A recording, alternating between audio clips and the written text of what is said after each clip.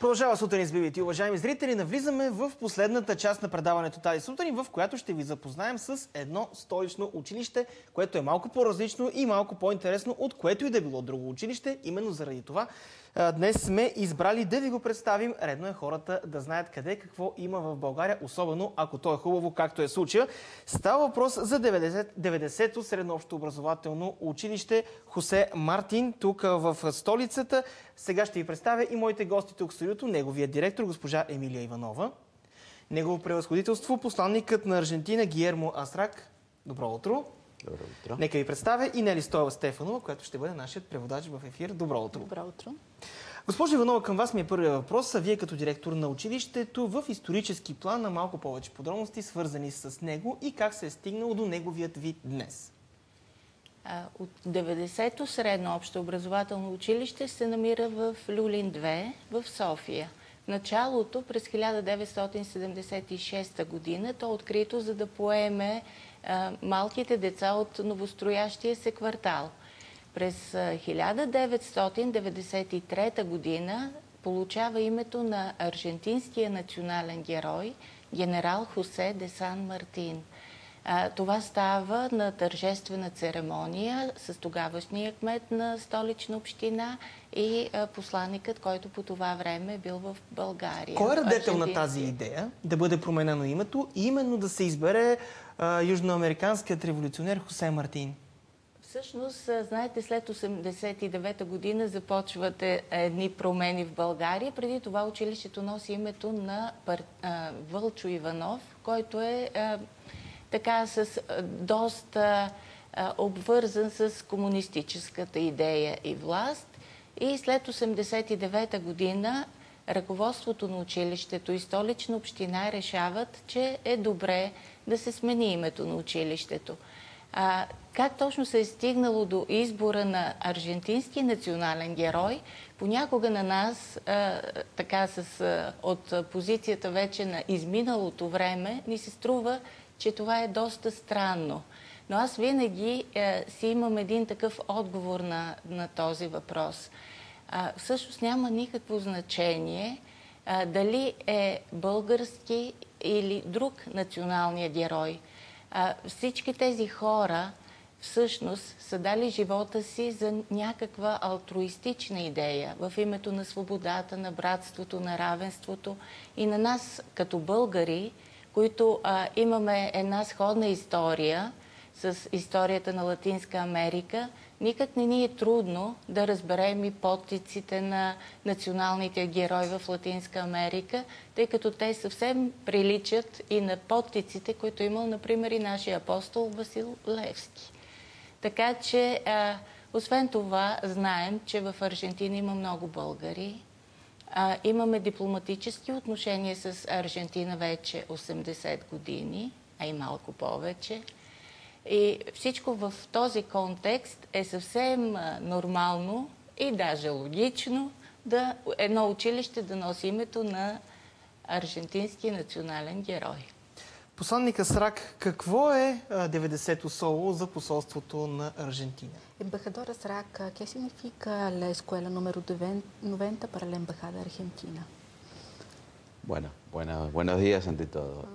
Realmente es una gran satisfacción contar en la ciudad de Sofía con una escuela denominada General José de San Martín. Първо, добър ден на всички. За нас е голямо удоволствие, че едно училище, едно софийско училище носи името на националния аржентински герой, генерал Хосе де Сан Мартин. Es un punto de unión con la educación, es un punto de unión con los chicos, con toda la lucha por la libertad que han tenido nuestros pueblos también. Това е една връзка с образованието, една връзка с децата, една връзка с борбата, които са водили народите на България и Аржентина. Así que es sentir una casa más para nosotros en Bulgaria. Така че това е още един дом за нас в България.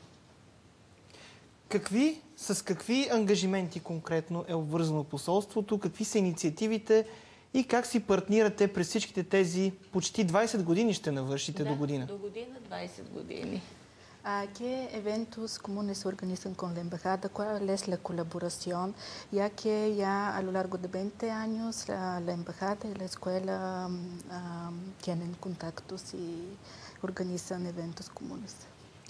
Bueno, la embajada siempre está cerca de la escuela en todas las actividades que la escuela realiza, brindándoles el patrocinio y el apoyo.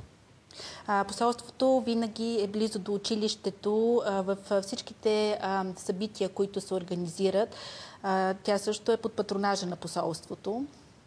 Y hemos invitado a la escuela a participar siempre de las actividades de la embajada. И винаги каним училището да участва в събитията, които организира посолството.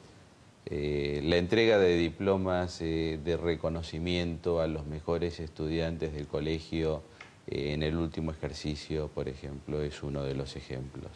Например, за миналата учебна година посолството връчи специални дипломи на най-добрите ученици от училището. La sala de informática de la escuela, que lleva el nombre de otro prócer argentino, Domingo Sarmiento, es otro de los ejemplos de la colaboración que ha brindado durante todo este tiempo la embajada para con el colegio. Друг пример е залата по информатика в училището, която носи името на друг аржентински будител, Доминго Сармиенто. Това е друг пример за сътрудничеството между посолството. Виждаме в момента, между другото, кадри, които вие ни предоставихте. Това от празника в края на миналата година. Госпожа Иванова, така ли? Да, това са кадри от нашия празник. На 28 ноември празнувахме 35 години от създаването на училището в Театър София.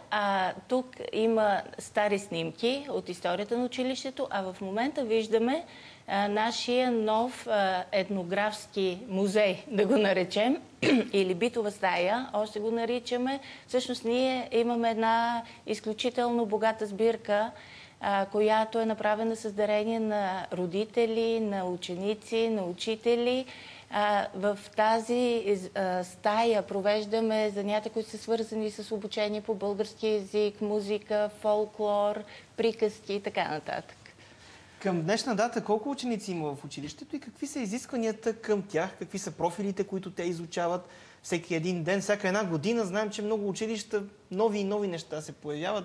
Със сигурност за тези 20 близо години можем да кажем много неща и за 90-то соло. Така, значи в настоящия момент има около 550 ученици в училището от 1 до 12 клас. Това, което ни различава от другите училища, е обучението по испански език. Всъщност, при нас испански език се обучава от първия до последния клас в най-различни форми на обучение, като свободно избираема подготовка, задължително избираема задължителна подготовка.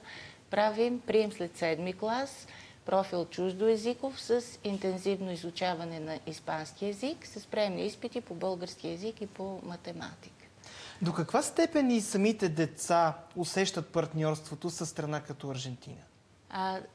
Изключително силно се усеща. Всъщност ние имаме много празници. Откриването на учебната година е тържествено винаги в присъствието на, в случая на негово превъзходителство Гиермо Асрак. След това следват коледни тържества, отново с присъствието на дипломати от посолството. Празнуваме патрония празник. Това е на 25 февруари всяка година, рождения ден на генерал Хосе де Сан Мартин. На този празник също има присъствие и от целия латиноамерикански дипломатически корпус. След това на 24 май отново празнуваме заедно и всъщност във всичките тези инициативи децата виждат и се докосват и до един друг свят, и до една друга култура. Участваха, например, с собствени рисунки в изложбата, която беше в Министерство на външните работи по повод 80 години от установяване на дипломатическите отношения между България и Аржентина. Участваха и с неща, които те направиха в коледния базар, който се прави от Женския дипломатически съюз корпус и така нататък. Тоест Тези докосвания са, аз мисля, че са изключително важни, тъй като те разширяват кръгозора, а правят и атмосферата в училище по-различна. Посланник Асрак, вашите впечатления от децата, начина по който те научават испанският език, това, което се случва по време на празниците на Аржентина и тяхния начин да приемат партньорството ви? Embajadora Asraq, ¿cuáles son sus impresiones de los estudiantes de la escuela, cómo ellos participan en los eventos comunes y en todo lo que se organiza entre la embajada y la escuela? Se nota en todo momento un gran entusiasmo y un gran interés por la participación en todas las actividades. Забелязва се един огромен интерес и ентусиазъм в участието на учениците във всичките събития, организирани от посолството и от училището. La directora mencionó recién la participación de la escuela en el bazar de Navidad del año pasado organizado por el International Women Club. Преди малко госпожа директорката спомена участието на учениците в благотворителния коледен базар, организиран от Международния женски клуб. Y creo que el Colegio 90 es el primero que participa en esta actividad que tiene totalmente un fin de beneficencia en favor de los más necesitados. И мисля, че това е първото участие на училище в това благотворително събитие, което има за цел да даде средства на най-нуждаещите се. Y ese ha sido un gran ejemplo y creo que es muy importante para el desarrollo de los chicos. И това е един доста добър пример и мисля, че е много добър пример за развитието на децата. Los chicos también participan en un festival de teatro en español y lo hacen excelentemente bien. Учениците също така участват в един театрален фестивал и го правят много добре. Y han ganado distintos premios. И са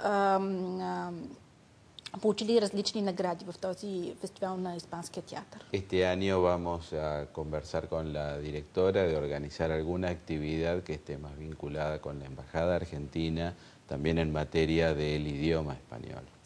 Тази година ще разговаряме с директорката да се организира някакво събитие с учениците, което да е свързано с испански език. Между другото, виждаме много широка палитра от инициативи, които са свързани не само с посолството на Аржентина, но и инициативи на самото училище. Кое е най-важното за един ученик в съвременния свят, което той трябва да получи като образование в училище, да оставим на страна конкретно предметите и това, което включват те като програма извън тях? Всъщност аз винаги си мисля, че е най-важно учениците да станат добри хора. А за да се получи това, те трябва да имат възможности да откриват себе си, да проявяват творчество. В училището, освен че испански език се изучава на много високо ниво и както каза и господин посланникът, в последния фестивал, в който участвахме, това беше на 17 и 18 февруари, спечелихме 3 награди за най-добра постановка, най-добра мъжка роля и най-добра поддържаща женска роля в нашата група.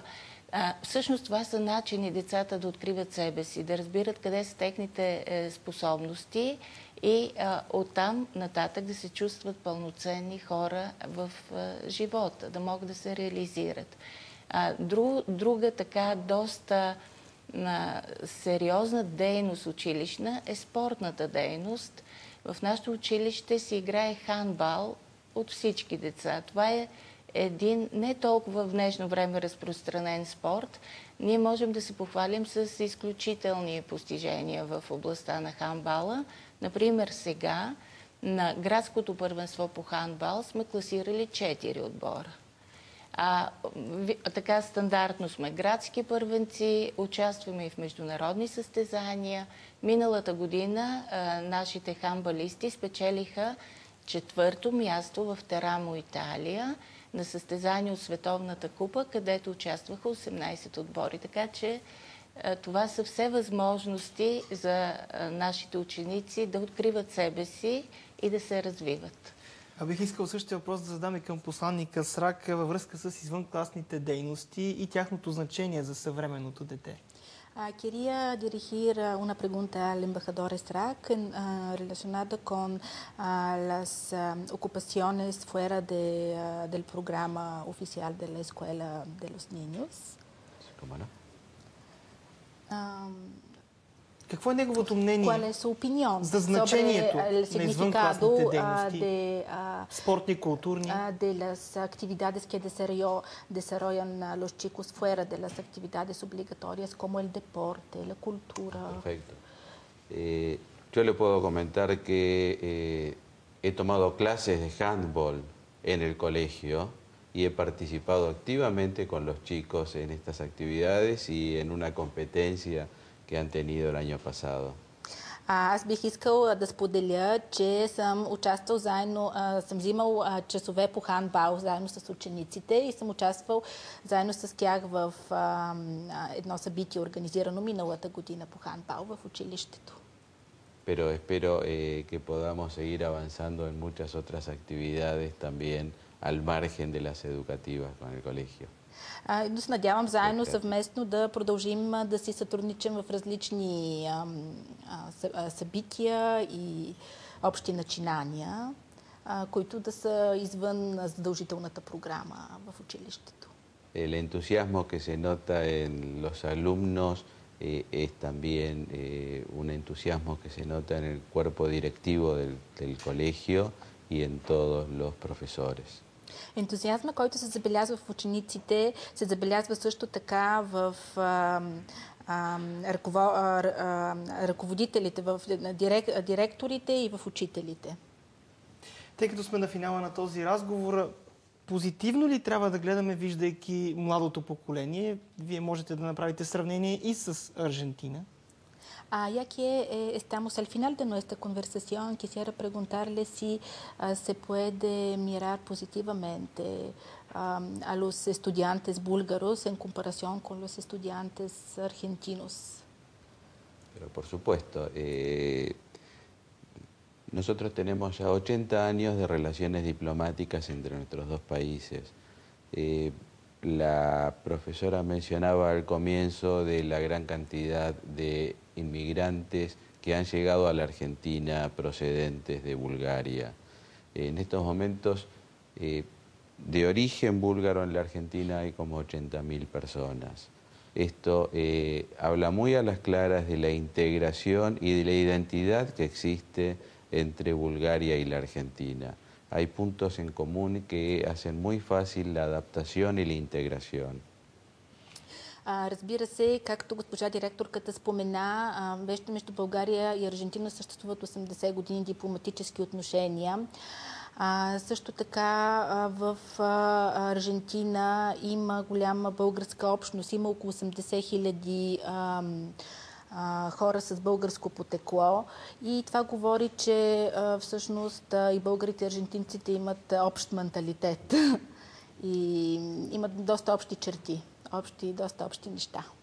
Tenemos muchos puntos en común y yo creo que esto los vamos a ir potenciando en este tiempo. Имаме много общи черти и мисля, че това ще се задълбочава с времето. Ние също го пожелаваме. Госпожо Иванова, финални думи. Искам да... Доколкото чуваме посланника Срак, бъдещето е в сигурни ръце. Да, искам да благодаря на посланника Срак за изключителното му съпричастие към нашето училище, към всичките мероприятия, помощта, която ни оказват. Благодаря на телевизия BBT, че ни даде възможност да разкажем за училището. Пожелавам на всички училища в България да бъдат добри, да бъдат интересни, привлекателни и децата с радост да ги посещават. Много ви благодаря за това участие. Хубав ден, успешна седмица, успешни инициативи, които тепърва стоят пред вас.